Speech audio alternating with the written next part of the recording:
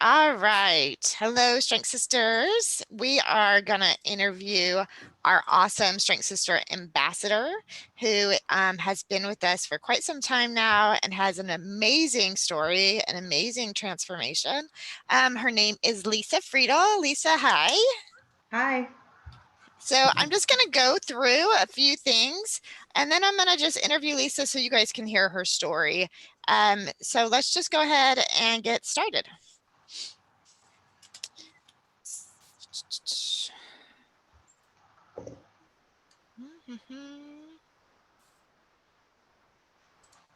So here's a picture of Lisa before. She always gets a little crazy when I show everybody this picture, but she was extremely unhealthy and basically to say she was desperate for change for several reasons. So this is some pictures of Lisa now. As you can see, here's a picture of her on the left and she's coaching softball, which she recently just found this picture and was just blown away. I think she forgets what she used to look like compared to how physically fit she is now. And here's me and Lisa working together with our Strength Sisters program, just like you ladies are doing.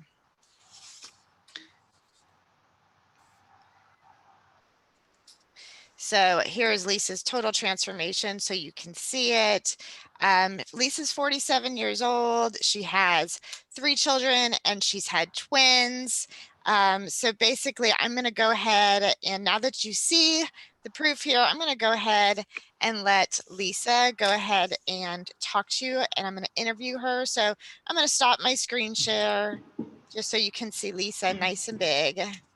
Well, And that was a there we go. picture of when I was 47. Now I'm 49.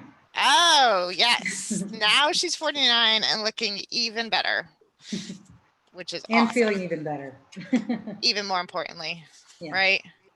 All right, Lisa, Absolutely. here we go. So I want you to start, if you could just start and tell me where you were at when you started this program and what became your whys. Well, I was in a place where obviously you had just opened up with saying how unhealthy I was and desperate for a change. I had gone to the doctor and had done blood work. He had done a physical and done blood work and noticed that my cholesterol and liver panels were climbing from my last physical to that current one. And this was just a few years ago. And he said if I don't get my numbers down that I would have to go on cholesterol medication. And I didn't want to do that because I have siblings who have been on it and it hasn't changed the way they feel. It hasn't done anything for them in terms of how much better they feel or losing weight or anything like that. And they have no energy. They just feel lousy every day and they're still struggling to lose weight and all that. And I knew that at the time. And so I told him that. I said, I go, that's not going to help me. I'm like, I will look into finding a way to do this without taking medication. Right. And that was Right. the main thing that basically. So tell me how did you feel when you were at your heaviest? Like down all the time. I felt like I didn't really have much energy. I I just felt sluggish. I felt I was the other thing that did it was I walked up one flight of steps one day and I was out of breath. And that's the first time that's ever happened to me in my life. In even when I was pregnant carrying twins, I didn't even feel that exhausted. And I was chasing around a 2-year-old when I was pregnant with them. So that was, he kept me busy and active, but I didn't even feel like that. So it hit me like, oh no, wait a minute. One flight of steps. That was awful. It was an awful feeling. So anyway, I just had no energy. I just felt, and it just mentally, I felt so defeated and so down and it was awful day to day. Right. Right. So you started initially when you started the program, you started with macro tracking first. And tell us how did macro tracking, tell us about your macro tracking journey, how it affected you, how long it took you to get it, and kind of where you are at with it now. Well, the first week was the hardest because I had to wrap my mind around the numbers I was given were such a difference to me based on how I had been eating. I had been under eating all the things that I should have been eating. And I was overeating all the things I didn't need to be eating. So once I realized, wow, I was way under eating protein, I was way overeating carbs, and a combination of fat, of course. But it was crazy, the difference. And so as I started logging, I was doing it with my daughter, which helped because the two of us together were basically kind of doing it as a team. Like she was doing it, I was doing it. So together it made it a little more fun, but because she's always had to kind of keep track of her carbs because she's a type 1 diabetic. We already knew how to read labels. We already knew about nutrition facts and what was in things. And so we had that knowledge that was helpful. But the challenge for me that whole first week was figuring out what things to eat to spread out throughout the day, because I felt so full, because I needed to start eating better. So it was filling me. Like I couldn't figure, I'm like, you got to eat sooner in the day. I can't wait so long to eat so much protein. I had so much protein I had to eat. So I had to learn how to ration my meals out a little more evenly. And so we did that together, and we kind of bounced ideas off of each other on things, because she was home. It was right before she left for college. So we had about 6 weeks together to do this. So that first week was difficult. We joke about it and say, oh my gosh, this is, we joke about it now. But at the time we were like, we got to figure this out. This is so, but we did. And right after we did that, and the more we logged, when we logged ahead of time, and we kind of knew, like we forecasted our day, we forecasted the next day, when we knew what we were going to eat and had it prepared, since we were home, we were able to just make it as we went. It wasn't like we had a meal prep. That wasn't something we had to do at the time. So we just made our food as we went, but we did log ahead of time, and that obviously kept us on track, so that we knew, okay, now I'm eating this, now I'm eating that, this is my snack, this is my lunch, and so on. So, but again, after that first week, we felt like, okay, now we got a handle on it. That second week was like, okay, I'm starting to get used to this, but I'm so full. And still, like, it took a couple of weeks or so to really get used to eating. Not amazing? That way. Yes. Yeah, crazy. So over time, when did you need a macro adjustment? Well, actually, my numbers were spot on for 4 straight months. And I was burning fat every week at a record speed. My metabolism must have just been stalled. It wasn't ruined, thankfully. So this basically like jump started it and then completely turned it around. And I couldn't believe how much better I felt. Like every couple of weeks, I felt like something more happened. And I was so glad, because I measured my body. Like I measured my chest, my waist, my hips, my thighs, my biceps. I measured everything every 3 weeks so that I could see progress, because the weight on the scale was just a number. That didn't say anything about what was going on in my body. I could tell something was changing in my body because I was dropping inches. And that was incredible to me. And it's funny because I was dropping them symmetrically. It wasn't like, oh, all of a sudden my waist just shrunk down and everything else stayed the same. Everything reduced together. My chest, my waist, my hips, everything. So and it was awesome. Like I was stunned. So every time I wrote my measurements down, I'm like, oh, I lost 2 more inches. Oh my God. I mean, there were clothes that I was like, oh, these are huge. Like jeans, or like even like a sports bra. I went from one sports bra to the next size down, and then to the next size. And I'm like, oh my gosh. I was in my room a lot and in my bathroom a lot, like because I was stunned by that's big on me already. Oh my gosh, I just wore that last week and now it's big on me. So it was exciting. It was like a good problem to have to go out and buy more workout clothes. My pants were always a large or whatever, like say my workout pants when I first started. And then now I need mediums. Okay. All right, cool. I'm going to go out and buy more, so, all right, another month later, I need smalls. Okay. So that was exciting to be able to go out and buy smaller clothes and feel so energetic. Like it restored energy to me. I never really had trouble with my sleeping throughout my life, but that even improved. Right. So that was, I felt like more rested, but see, I had more energy throughout the day. So I would go, go, go, go, go. And then when I fell asleep, I was out. Right. I Yeah. slept good. I Lisa slept is sound. the energizer bunny. She's like, go, go, go, go, go, like she says. So, what do you think you learned most about yourself over the journey of macro tracking?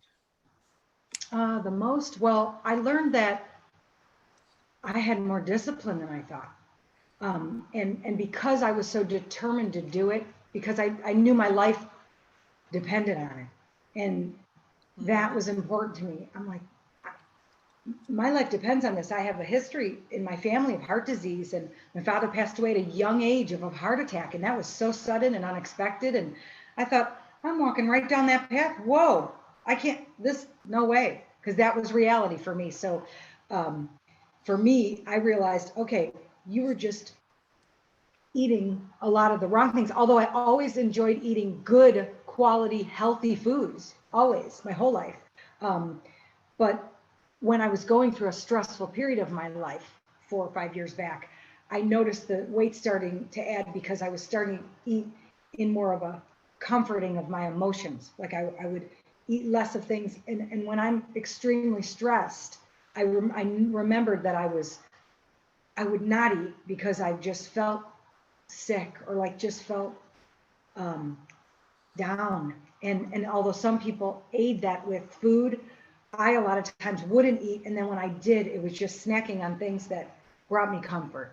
I wasn't eating good, full, solid meals for that period of time. And it was undernourishing. And it made me realize that as I was doing this, then I thought, oh, wow, it's incredible what my body, how my body knows what to do with the right things. Like when you feed it the right things, it knows exactly what to do with it, and it uses it for fuel, and it uses it to build muscle. It uses it, and your body knows what to do. And it is incredible how it can actually restore your health when you lose unhealthy body fat and gain healthy skeletal muscle mass. So it's like, wow, and my hydration levels went up. My skin used to be so dry. In the winters, my heels would crack, they'd split open. They were so dry. They would crack and bleed.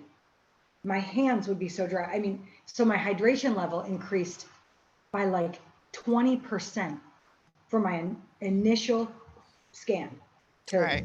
more Right. recent. Yeah. But yeah, so I learned how to then balance what I ate and what I needed to eat. Now I don't have to track in terms of logging my food unless I want to hit a new goal. If there's something in that season that I feel like I want to lean a little more, I'm doing something different, if I'm training for competition or if I'm doing something like that, and it requires a certain goal, then I'm going to track and log, and the discipline is what's necessary during that time. And I'm willing to do it because my body is in a much healthier state. So it responds well. So when I do that, it responds, and I continue to burn fat and maintain the muscle that I gained. Exactly. So talking about muscle, eventually you began strength training, just like all of our strength sisters eventually do. So tell me, so you lost a ton of fat to start with, just with macro tracking. Yeah. But when you started introducing the strength training, what did that do for your body and your spirit, your emotions, your confidence? What did that do for you? Wow, that was such a great part of it, completely separate from the food. It was a different form of discipline, um, but it was empowering in such it was nurturing too, because I felt as though every single time I worked out, it was therapeutic for me. It helped me mentally, obviously it was helping me physically, helped me emotionally. It helped me every single day that I would train. I felt better and better and better.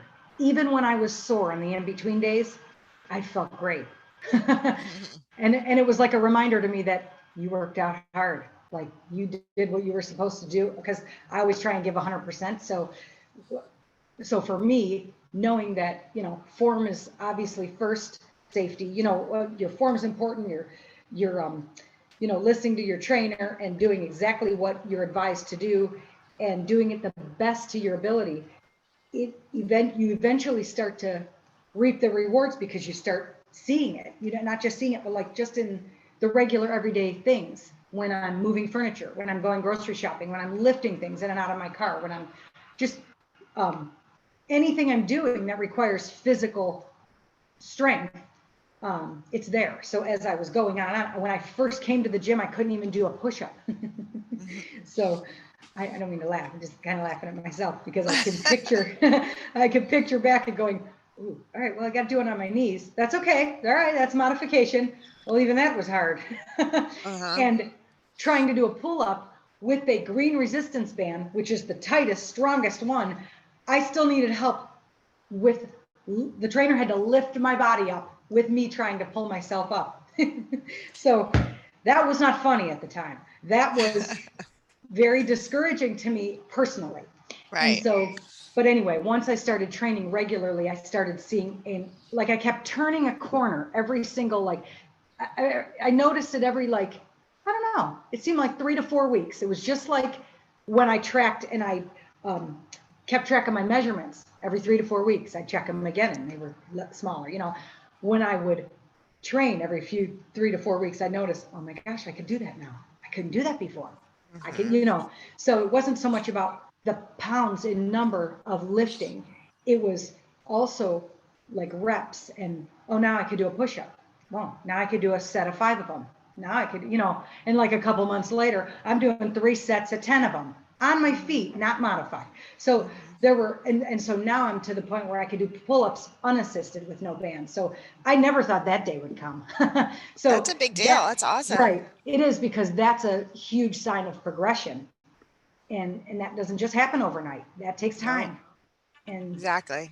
And patience, and and that's what builds your endurance. So that's what's been really great. Exactly. So Lisa got really, really strong and really into the strength training. And eventually she decided to compete in a powerlifting competition. She had her very first one last year, and she actually just completed another one this past weekend. So tell us about that, Lisa. Yeah, that was interesting because I thought, powerlifting, oh my gosh. I was very nervous because I'm not much of I really have never been like a performer, somebody who would I was in sports, I was an athlete growing up, and I mean, when you say perform, yeah, games, tournaments, I was heavily involved in it. I was on multiple teams at a time, but that to me was natural. I grew up doing that since I was like 5 years old. So that was no big deal to me, but to compete in that way, it was more individual instead of a team. So I thought, oh my gosh, I'm gonna have to lift the heaviest possible weight I could possibly lift in front of people. So that to me was a little bit overwhelming. So, but because I did it, I trained for it, I prepared for it, and I did it, it helped me overcome that feeling of being, and I don't know, some people might call that stage fright, or like just performing in front of people, that I've always had a little bit of a self-doubt or a self-conscious, way about me. And that helped me overcome that, because I've since done 2 since then. So it's progressively gotten stronger. So pretty awesome how Lisa came here to basically get healthy because she was in such dire need to, but ended up not only losing tons and tons of pounds of fat and inches, but loving strength training and competing in powerlifting, and recently just deadlifted. What did you end up deadlifting the other day? Oh, 245. 245 pounds. And what was your squat? 205. Okay. And your bench press? 115. 115. Awesome. I mean, amazing. She found a new love, just a new purpose, a new fun thing to do at the age of, did you say you're 49, Lisa? Yes. 49 years old. So yeah, it's pretty awesome. So moving on so Lisa's 49 years old. Most of our strength sisters come to us about when they hit 40, they feel like, everything's going downhill and it's too hard to lose weight and it's too hard to gain muscle. But it's really not true. It's really just having the right system and the right program, as we can see here with Lisa. It really took Lisa about 6 months, I would say, to get down to where she really wanted to be. So tell me, how many inches did you lose total, Lisa? Almost 40. Almost 40 inches. Wow. And how much weight did you lose? About 50. About 50 pounds. Yeah. Amazing. And do you know how much muscle you've gained? I think last we checked was around 8 pounds. I think 8 pounds of muscle, which is just incredible. And like, you've been with us for now about 2 years now. 3. Yeah, 3 years. And she's got 8 extra pounds of muscle, all with 50 pounds of fat gone, which is incredible. Incredible. So tell me, something you would tell others that are taking this journey that are probably overwhelmed, and still on that backside or in the middle of it. What would you recommend for them, or what would you want to tell them at this point in their journey? I think one of the biggest things is when it feels a little bit overwhelmed, because I was there that first week.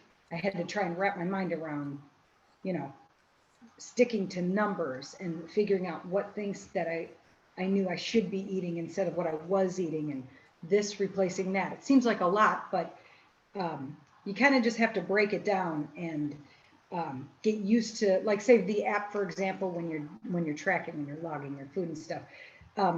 You just have to stick with it.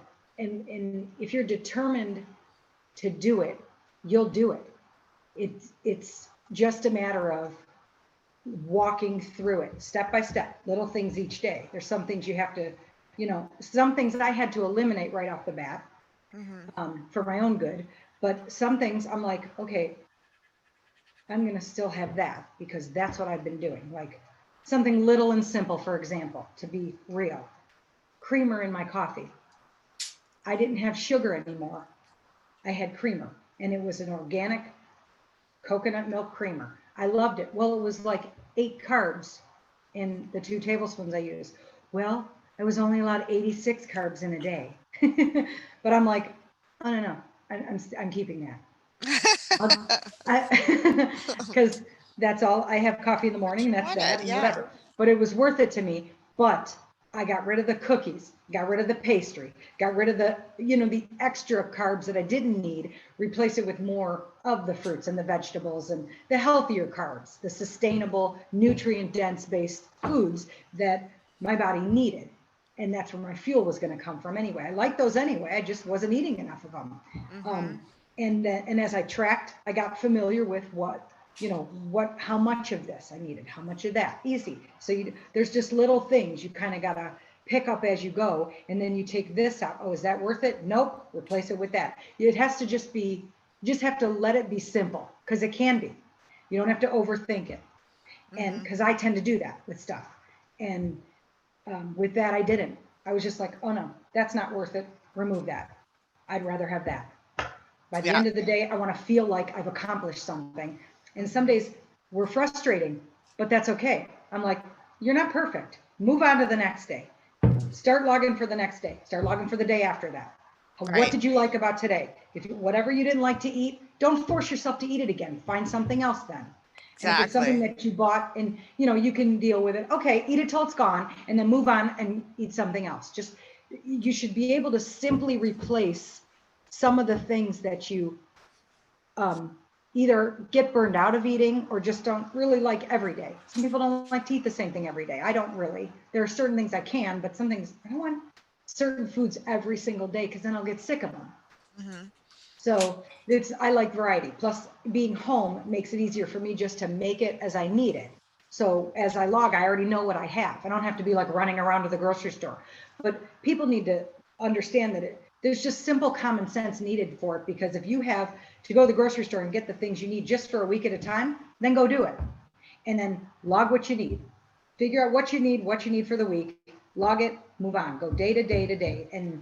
And yes, it does help to log a few days in advance. Sometimes it helps to log a whole week in advance for some people, and that's great.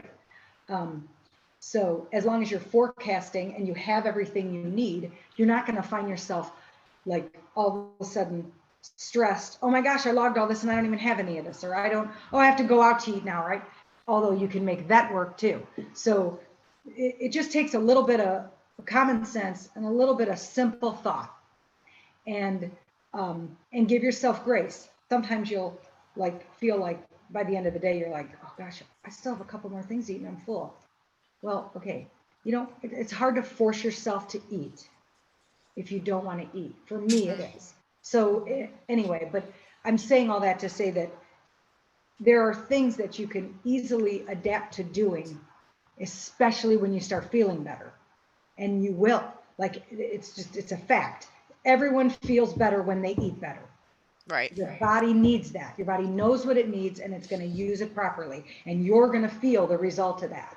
So why would you want to do that if you feel better physically, you're energized, you're mentally feeling better? You just, who would want to go back to feeling? I would never want to go back to feeling like I used to feel. So tell me, your journey took you, so you've been with me 3 years, but tell me, what did your journey take you to where you were no longer having to log anymore and you were at maintenance and you could do a little bit more and have a little more leniency? Yeah, it was right around that 6-month mark when we rescanned, and we saw that a lot of my, the areas that used to be in red that were like zones where, I was like in the obesity quadrant, whatever. All those areas became green. So that meant I was normal. in a healthy state, and I was able to then maintain from that point. So start adding calories back, adding some carbs back. So that was great. And then I maintained that way for an entire year. Yeah, an entire year, because then later that following year, which was last year, I leaned a little bit more. And so Right. I was like, okay, that was great. And it worked. I continued to lean. And then another, this year that had come because of all the change this year that's happened, there was I noticed a little difference in the way my body reacted to less strength training for a little while. Yeah. With, With the obvious pandemic reasons. and Yeah, not right. being inside of a gym. Yeah. Right. I did notice that it reacted, it didn't respond as well to doing cardio in the place of the strength training. Right. Although cardio is good and it's for heart health reasons, and then, we all know there's benefits to Great some, point. but Yeah. never to replace strength training. Never. Yeah, so that's a great point she's making right there, is because of COVID, the gym did close down for 8 weeks, and a lot of our clients, unlike a lot of the strength sisters here, didn't have any weight equipment at home, so they were doing all body weight programming. So luckily, that's not the case with you that are in here. You have equipment at home to do a lot of the resistance training with, but a lot of people noticed while the gym was closed that if they weren't doing their strength training, things were changing. They were losing muscle. The scale was going down, but it's because they were losing muscle and they were starting to feel, soft in certain areas and not as toned and not as strong. So it was like a good reminder to everybody that we have to lift, that we have to strength train, which yeah, Lisa definitely felt. So it took Lisa, 6 months to get to where she wanted to be. And then she slowly started to reverse diet and add carbs back in and add fat back in. And eventually she got to the point where she didn't have to log anymore. But like she said, she decided, you know what, I want to get just a little bit leaner. So she did. She got back on macros. Her macros weren't as low as they needed to be the first round. Right. Because her metabolism was really good and she had more lean muscle mass. So when we have more lean muscle mass, we can, have more food. So she has 8 more pounds of muscle, she can have more food. And she did lean out again, and now she's at maintenance again. So it's just a really neat and positive way to show you ladies that you don't log forever. You still have a life, but the journey doesn't ever end. Lisa will continue to strength train and continue to eat nutrient dense foods in the maintenance area that she knows she needs to be in. Now, she doesn't need to log it because she understands, an idea of what it needs to be. But if Lisa ever gets out of hand, like say over Christmas goes, away and decides to like eat a lot of cannolis, which Lisa loves, and does a little too much, she knows how to reel it back in, right, Lisa? Right, right, Yeah, I right. mean, we know how to like, I got in 2 pounds of fat, and she'll lose that 2 pounds of fat within a week to 2 weeks and be right back to where she wanted to. So it's about balance. So tell me, where will your journey go from here, you think, Lisa? Well, I'll continue to strength train. As I do that 3 times a week, so that's not going to stop. That's always just going to be part of my lifestyle routine, and to continue to eat as good as I do and still be able to find balance with birthdays and Thanksgiving and Christmas Exactly. and things like that, where I cook and I bake. So, I mean, I make cake for people for their birthday. Do you think I'm not going to eat cake? Of course I'm going to eat cake. And like you said about cannolis, of course I'm going to have those once in a while. I don't eat them every day. Well, who would want to do that and expect to feel great? Mhm. You have to be reasonable about that. Right. So, Right. but yeah, so as long as you have balance in terms of what you're doing on a regular basis, this has to be part of a lifestyle if you want to maintain without the stress of going up and down and up and down, like some people who have had experience doing what they used to call yo-yo diets. And they go from one extreme to the other, and your body's like all confused because, okay, you starved me and now you're overworking me with cardio, and then it's like, and it's Mhm. not stupid. The body's smart. It knows to hold on to your fat. It knows to eat your muscle. It knows if you're not going to feed it, it's going to feed itself. That's right. That's right. So, Lisa is a Strength Sister ambassador, and she's always on the Facebook page. So if you guys ever have any questions, she is a great source to go to. She's always got ideas. She's always got great little tips and recipes and treats and tricks. So always feel free to, mention her on the Facebook group and ask her any questions that you have. But she's a perfect example of, if you are a good soldier, like we like to say, is you do the program, you apply every step and every system, it works. We give you grace. It's not a fad, quick fix. It is a journey, and took Lisa 6 months to get where she wanted to be, but it's been 3 years now, and she's still continuing to make progress, but be in a balanced state and not in a deficit.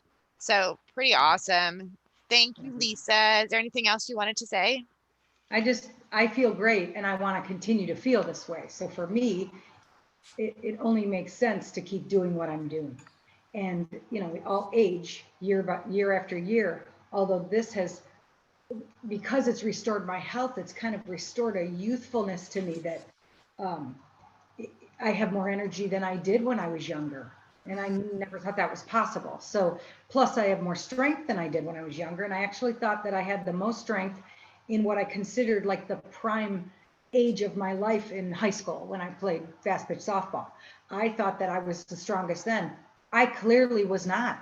And I was strong. I had speed, I had agility, I had worked out, but that was the last time I trained in a weight room, and until this started a few years ago. So I'm stronger than I've ever been, and I'm older than I've ever been, but yet I feel younger and healthier than ever in my life. So it's the best thing that I've ever done for myself, and I'm grateful to have had that guidance. So it's very important to not just give it a try, but trust the process, because it takes time. Anything worth doing takes time and a little bit of sacrifice. And we have to remember, we didn't get where we got overnight. So you're not going to get where you want to be overnight. So that takes some time. Trust the process and keep going, because you never really know how much bigger it can be for you. The bigger picture isn't, for me, I would have been happy getting healthier, losing the weight, getting stronger, feeling better, obviously, bringing my blood work into regular, normal, good range, healthy range like I did. I would have been happy there, but I had no idea that I was actually going to be able to then do powerlifting competitions, which was so much fun, and then help train other people, help train teenagers, and just encourage other women and teens to learn how to cook and to learn how, just give them tips and ideas and help them make better food choices. And that has been a great journey for me to be a part of, like giving back to that. So that has helped me also maintain, because it keeps me accountable. I continue to stay accountable to myself and other people. So Right. and it's a community. Right. So That's right. That's right. It's a sisterhood. So right. that's it. That's our Ambassador Lisa Friedel. Thanks for being with us today, Lisa. Thank you.